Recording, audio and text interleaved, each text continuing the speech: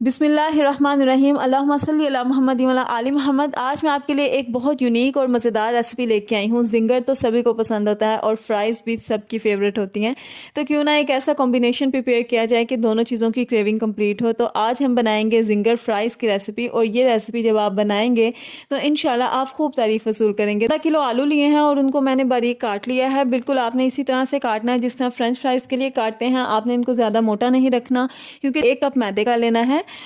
یہ سب compulsory spices ہوتے ہیں۔ تو اب یہاں پہ نا میں چکن کی کیوب جو ہے وہ میں ایڈ کروں گی۔ اس کو آپ یلو فوڈ کلر جو ہوتا ہے نا، یہ ایکچولی آپ جب زنگر سٹکس وغیرہ کھاتے ہیں، چکن سٹکس، تو وہ نا ان کا بہت زبردست ایک تو ان کی لک ہوتی ہے، ان کا ٹیسٹ ہوتا ہے۔ تو کیا کرنا ہے کہ پہلے اس کو سری میں ڈپ کرنا ہے، بعد میں اس کے اوپر میدے کی کوٹنگ کرنی ہے۔ آپ نے وہ فلیم پہ جب آئل جو ہے تھوڑا سا گرم ہو جائے، آپ نے اس میں اپنی فرائز ڈال دینی ہے۔ آپ نے فلیم، ماشاءاللہ اب دیکھ سکتے ہیں کہ کتنی زبردست ان کی لک آئی ہے، ان کا کلر، اور دوسرا